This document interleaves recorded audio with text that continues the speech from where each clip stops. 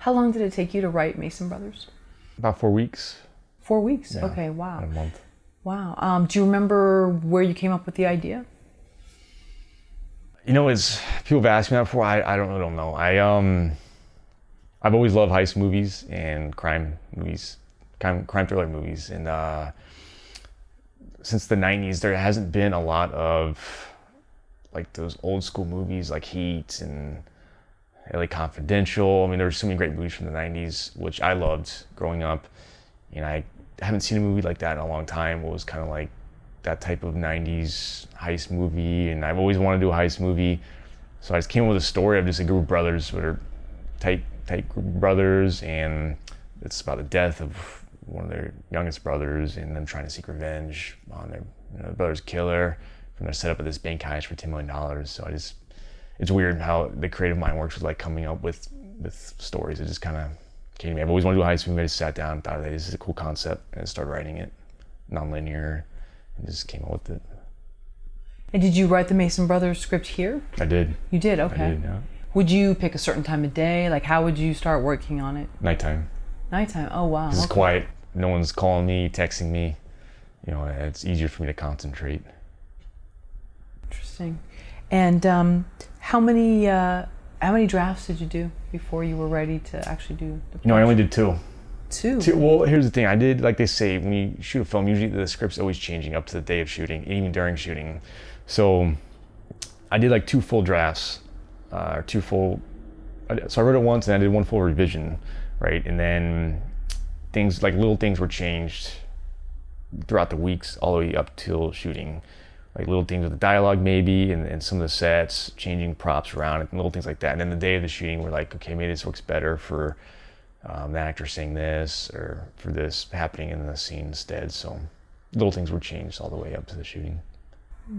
Did you have Did you have anyone else read it with the two drafts? Anyone that you were, Yes, yeah.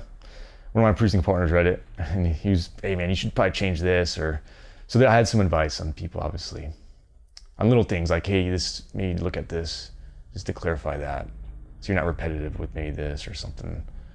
So, are there a certain number of scenes or pages you would write every day? Like, I know you said you wrote it non-linear and different things like that, but like, were you very disciplined when it came to how much time you put in every day to it?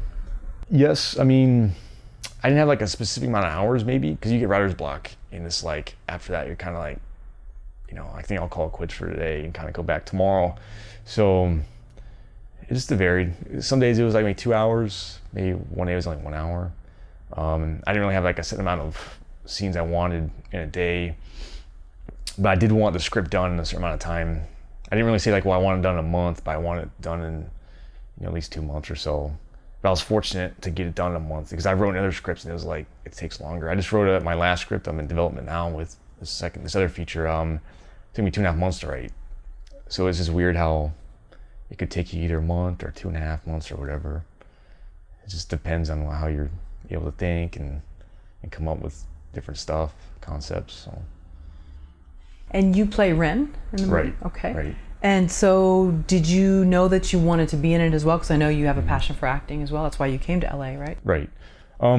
Yes, so like with all my other films, all my other short films I started doing, kind of like a trademark of mine, I do like some other directors do. I put myself in my own movies, usually as a strong supporting or one of the leads.